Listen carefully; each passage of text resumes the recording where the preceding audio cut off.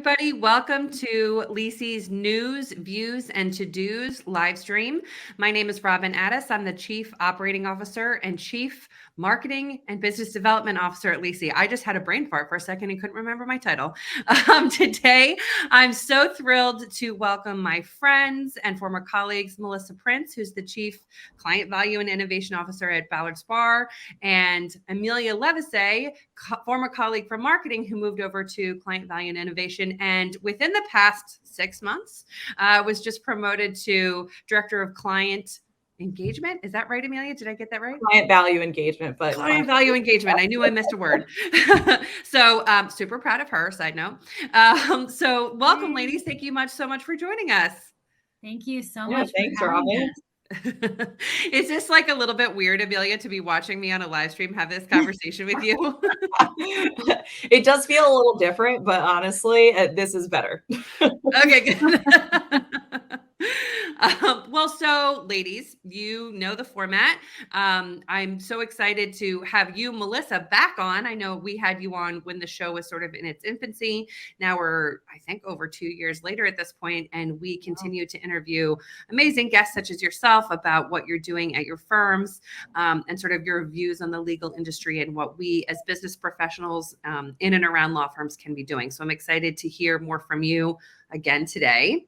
And Emilia, again, in your role, as you've grown with under, Melissa's mentorship and sort of how you're adding value to the client value and innovation team, I'm excited to hear about that.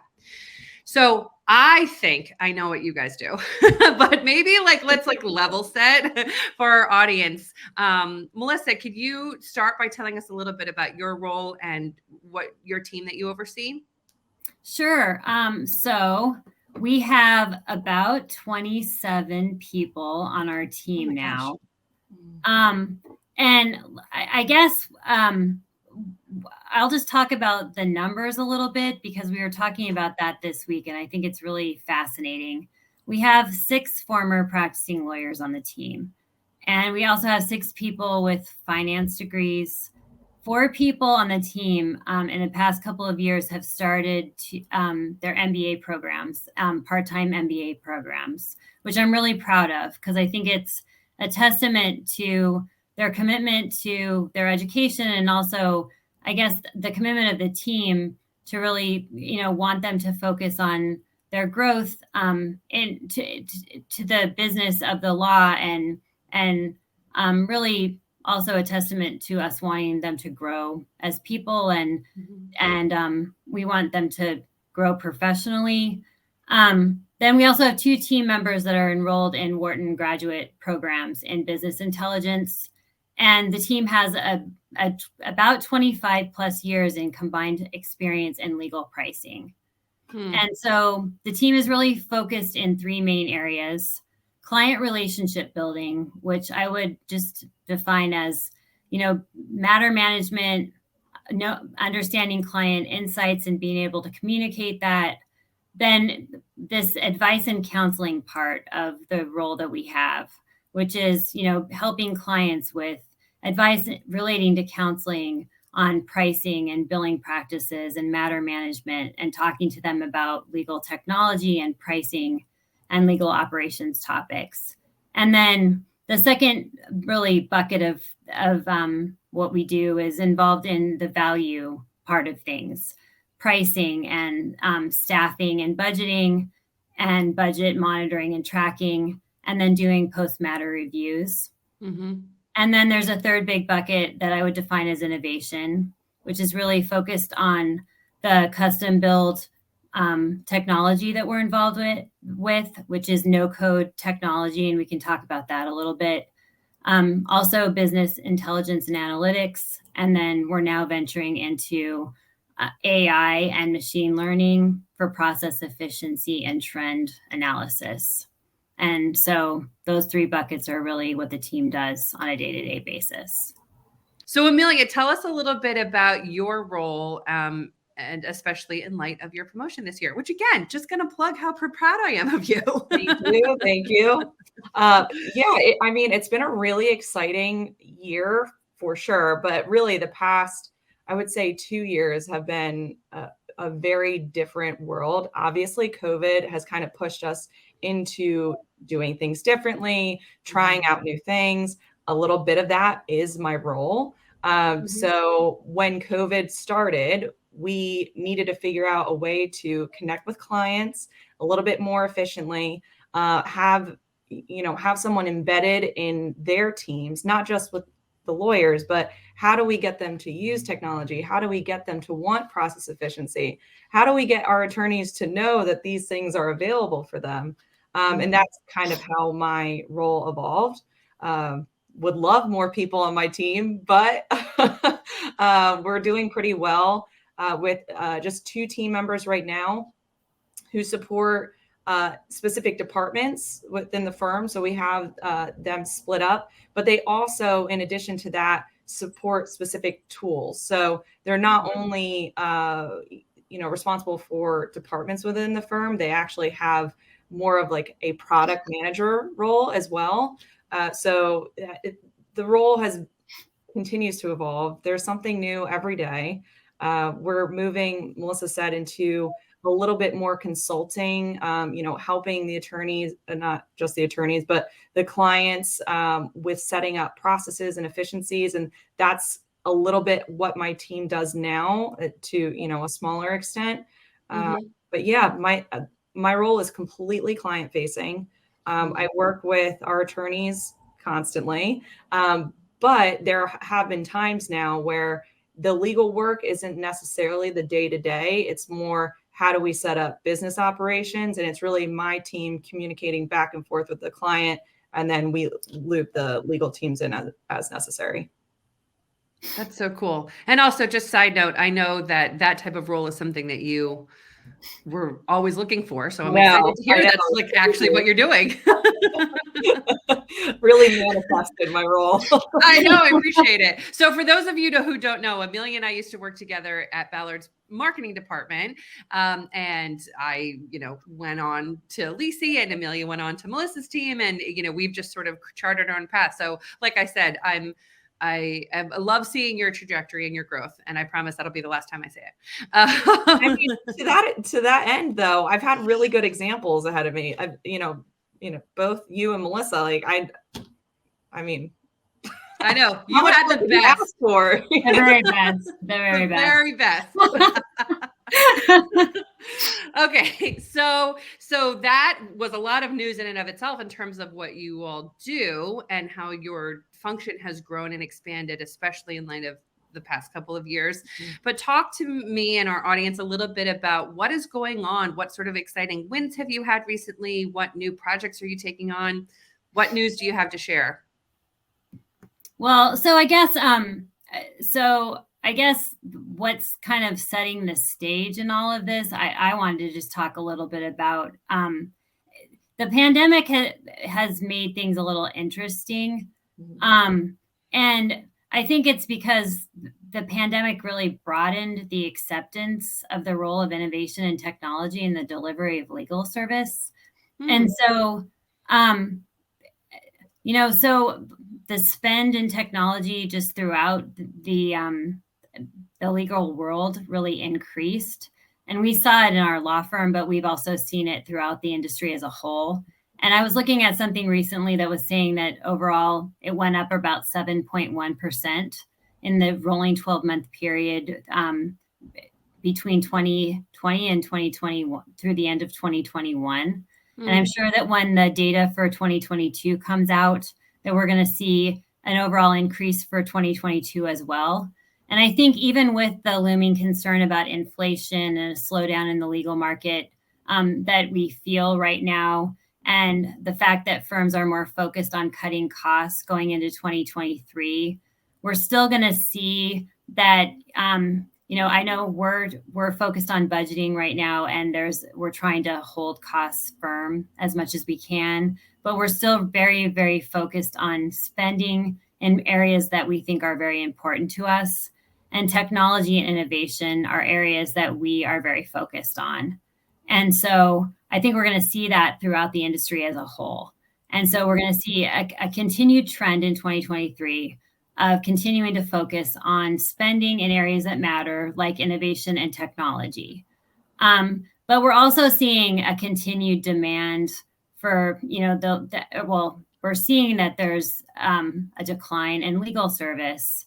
And so the demand is declining, and that we're seeing that technology vendors and the big four accounting firms are now competing with us for legal work. And so as a trend, I think what's really interesting is that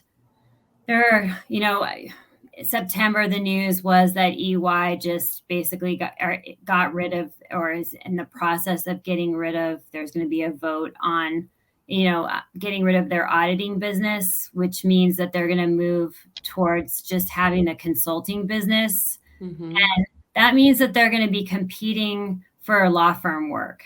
And I just think that means that we have to step up our game. And so we really, as we think about law firms, what's interesting is that all full service law firms basically offer the same services.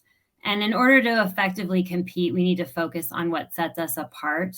And I think that as we're thinking about our value proposition at Ballard, the thing that we think about a lot is that we provide really high quality legal services, but that the other thing that we're doing really well is the focus on business solutions. And that's what our team has been doing.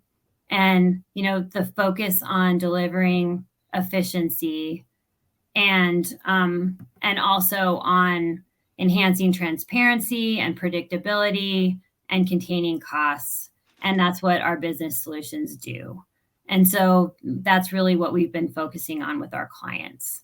And so one of the big projects that I've been working on recently with a new client has been on a new project. It's actually a consulting project that I'm really excited about, which is to look at a client's historic legal spend and to figure out, by area of law throughout the United States, what the cost of that historic spend has been, and to really make and to help that client going forward to determine, what firms to hire in what areas, and to determine team structure and budget, and to really help the client figure out what that looks like going forward, which is really exciting. And that's something, I've done bits and pieces of that before, but not in a holistic way.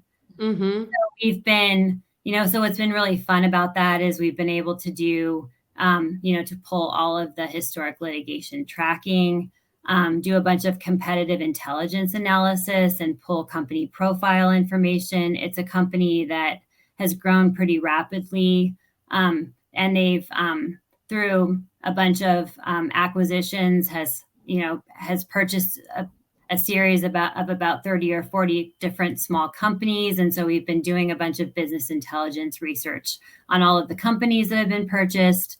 And so holistically doing all the business intelligence research on that company and pulling all the information together has been really, really interesting. And so then making recommendations going forward about what, based upon litigation history and spend patterns and all of that, like what should happen going forward is going to be really interesting. So I know you're going to ask me a question. Sorry. I was just gonna say, it's interesting if we think about, you talk about EY and, going after law firm type work, but now law firm Ballard have really fleshing out this robust business solutions function and a consulting arm of that. What do you think that means for client law firm relationships or client lawyer relationships? I don't know, over the next whatever period of time. How is it going to solidify? I'll just ask my question more bluntly. So you talk about, you're helping this client figure out sort of how to hire firms or providers or whatever moving forward. And from once upon a time, and when I was in-house at a law firm, talking about there would be panels of lawyers or law firms or, pools or whatever that large companies would draw from.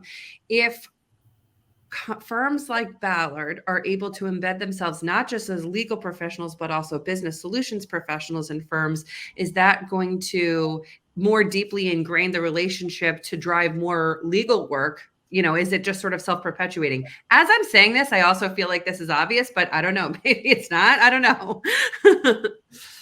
Well, so I do think that it will more deeply ingrain the relationship, but I also do think that it requires us to figure out how to do legal work better and more efficiently. And so, for example, I think if I'm consulting and for this client and I know the historic cost per hour, and the client has been using smaller firms, I'm going to have to figure out as a larger firm, as a Ballard or as a whatever, as a firm that has, that as a larger firm, how to more efficiently manage the client's work going forward using technology and a better team structure in a more leveraged way. And so I think that I think we're going to have to figure out how to manage different types of work differently than we ever have before. And so I think maybe it does mean that, we as a Ballard get more of the client's work because we have a deeper relationship and we understand the client's business.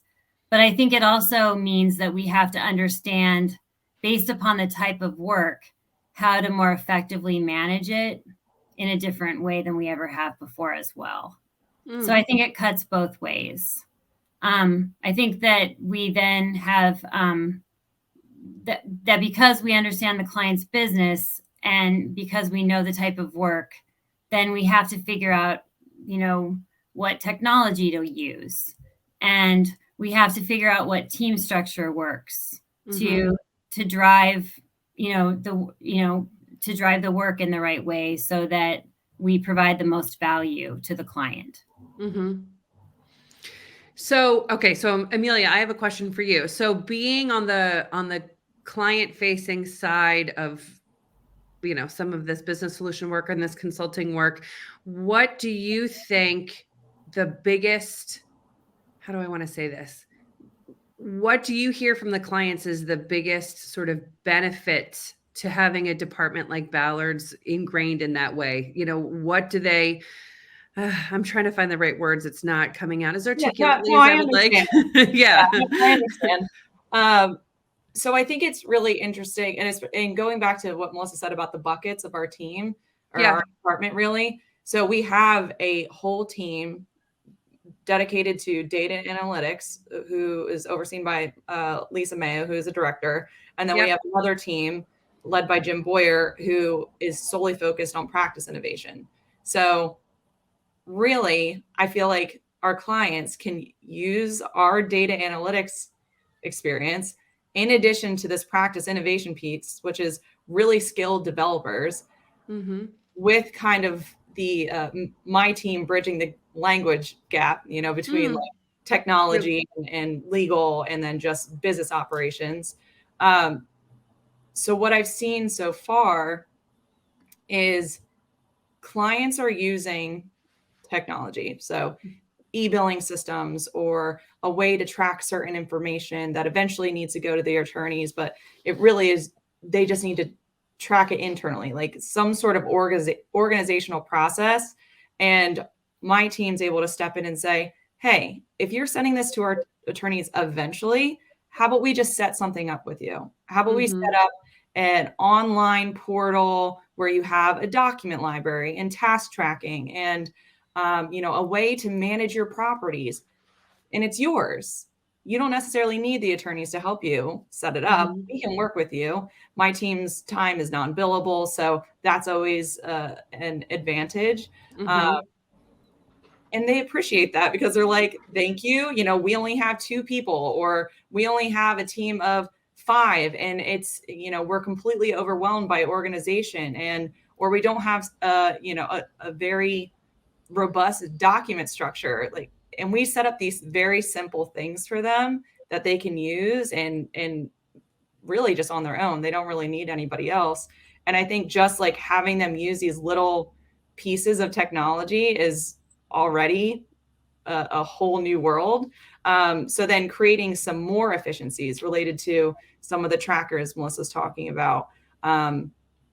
Another example is instead of focusing on, legal project management, we are transitioning into these business tech solutions. So a true business technology that is one of the, I guess, the wins. I know we're probably going to talk about wins eventually, but one of the wins that we've had recently is the success of it's a license tracker, a business license tracker that we refer to as Levisay. And really it's for the clients to use as they see fit. My team's there to make some customizations to meet their process, but really that's for them to use. And then if they need legal help, which in most times they will, there's a team that's structured that can step in at any moment. And it's not, all partner time or all, senior level associate time. It's legal analysts, where the billing is fairly manageable, especially depending on the client size. And we're just trying to work with them to make sure that they're better organized. It's not, we don't go in selling the legal service. It's more like, can we just help you set up some organization for even?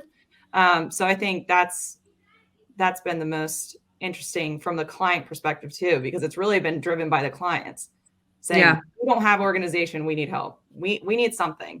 And we don't want to pay an arm and a leg for a vendor to set up something where then we still need to set it up to, I'm sure we know we've bought many legal technology and then it works, but it's out of the box. There's so much more customization that needs to happen.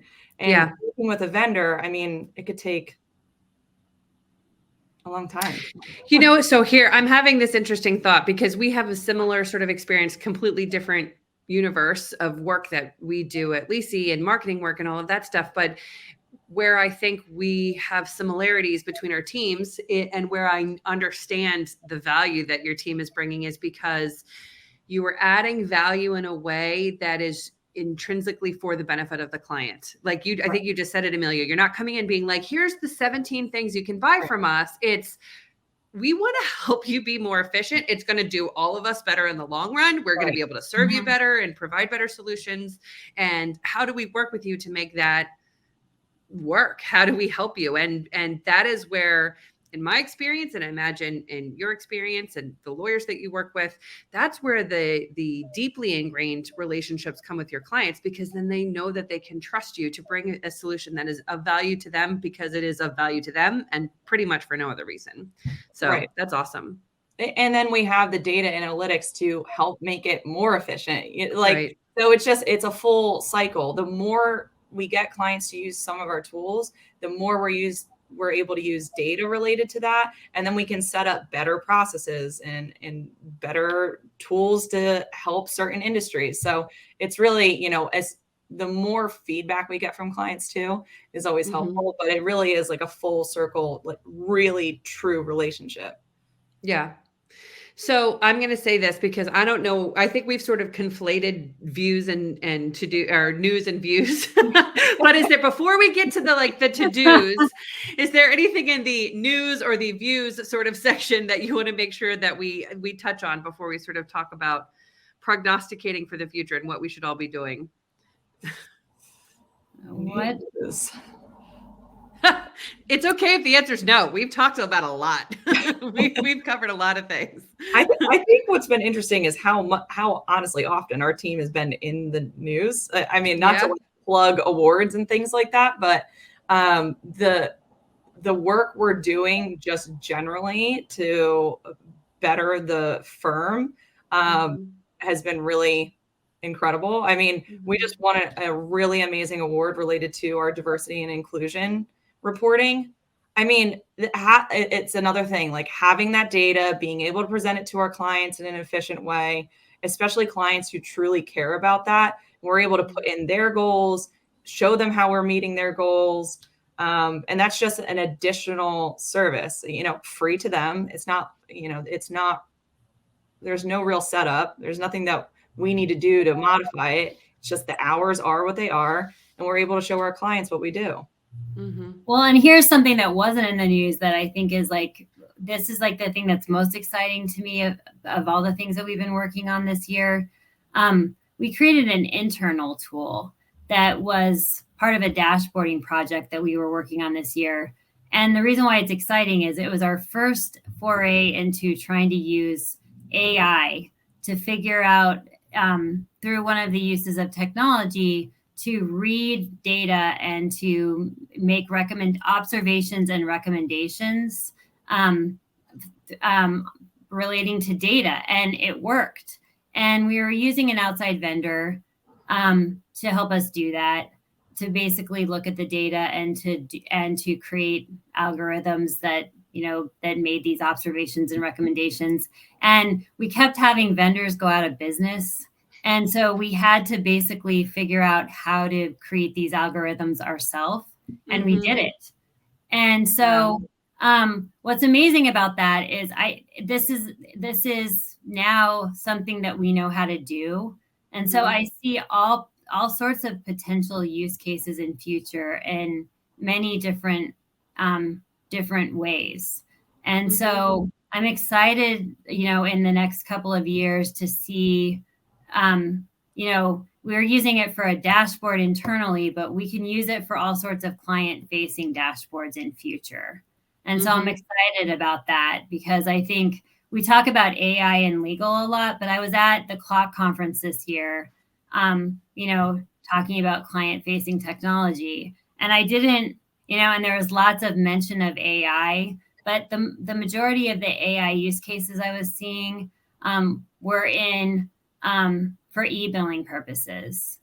And so I don't think we've gone, much further past that yet in legal, but I think there are tons of opportunities to be able to do that. And once we, there are lots of interesting tools like Kira, for example, that are using AI in, or other machine learning processes, for example, in, like corporate due diligence products.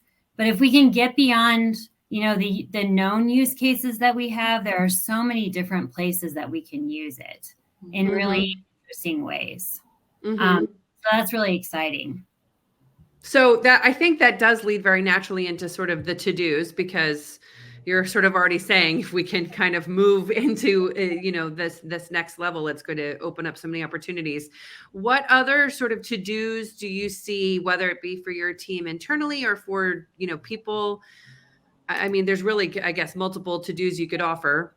You don't have to have one for everybody, but like your internal team or, your clients or the lawyers that you work with or other business professionals like yourself. Because I do, other than just being huge fan of both of you, I think what you're doing is genuinely exciting and cutting edge, which is kind of exciting in legal when nobody wants to be at the bleeding edge of anything. You know what I mean? So it's exciting to see what you guys are creating. So what do you see as your sort of to-dos for either yourselves or for any of those audiences? I feel like my to-do list is pretty long. So Fair, I know. Well, so I think I'm just thinking about to-dos in terms of, like, there are lots of internal to-dos, but I'm thinking about ways that we can all be working together, and ways that we can benefit our clients. And so I think for example, from a technology perspective, I think that the biggest benefit in legal is for law firms and marketing professionals and vendors to all be, getting together and kind of, having conversations about ways that we can be collaborating better to advance some of the initiatives that we care about, and really be thinking more innovatively, whether it be from a technology perspective or otherwise, to be moving the industry forward. And I know that that's a really vague statement, but I feel like other professional services organizations have moved quicker than the legal services industry has. And we're kind of, we get stuck in our ways. And so I'm just thinking about technology, using technology as an example, and using AI as an example. There are all sorts of things we could be doing with technology that we haven't. E-billing vendor, there are all sorts of e-billing vendors out there, but law firms aren't working with them. They're working with clients. And if law firms were having conversations with clients and e-billing vendors, and we were able to, figure out how to bring law firm data into e-billing vendor technology, that would make a difference with clients. And it's the same with diversity and inclusion data. If law firms started to get together and have conversations with one another about, the data that they were willing to share with one another, and they started talking to vendors that might work together to honor that data and be able to share that data with clients, that could make a difference. That would move the diversity. We'd be able to move things forward from a diversity perspective. And I think those are the conversations that need to happen that haven't been happening to date. Everything has been very siloed and compartmentalized. And so I'll be the first to say, like, I'm willing to start having these conversations. And I know Emilia is willing to have these conversations. And members of our team that care about these things are willing to have these conversations. And Robin, I know you're willing to have these conversations. I know I'm sitting here salivating over all the data you must have. Like, oh, how could we use that to make things better? Well, and how can we start the conversations in the organizations that we are in, and, the industry organizations that we're in, and how can we, I guess, open up to break down the silos, I guess. 100%. Because I think that needs to start happening. Yeah. Yeah, I really genuinely was sitting here thinking, as you're talking about, exactly as you said, breaking down those silos, like, there's so much that could be done if, just take it, 30,000 foot view. There's so much that could be done if just at home, internally within an organization, you could break down some of the barriers and some of the walls, which I don't think exist with malicious intent. I just think it's people are thinking myopically, right? And so the more that we can forge communication, I give this advice to anybody I mentor ever. Like, if I have an introductory conversation with you, the third thing I probably say is, you need to talk to people in all departments. You need to make friends in all departments. You need to learn what they do and how to work with them, because it will make your job better. It will make their job better. And you guys will want to work together forever. So that's like very basic. I confirm that this is something that you've said.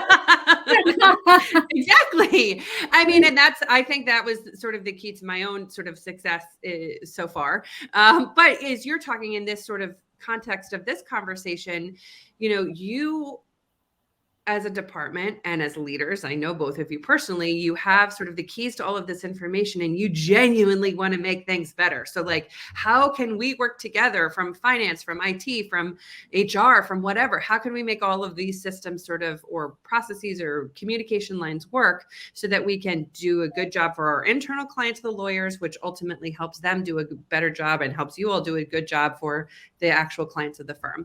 I will get off my soapbox. Sorry, I just got really excited. Yeah, I was like, what can we do with CRM? How can we create a huge CRM system that incorporates all of this information? Yeah. Well, Melissa, you know what we should do? Yeah. I know. And we said that last time too. You know what we should really do, the three of us? I'm going to say it here right now.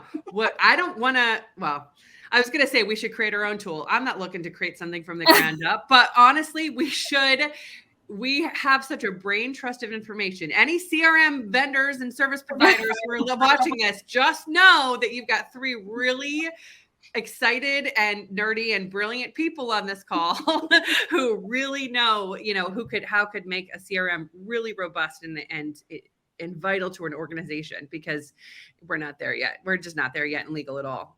So, I mean, a good example of that partnership really is, and I guess one of my to-dos has really been partnering more with administrative departments to see Mhm. what data they collect, see what they want to collect, honestly, because we have the ability to do that.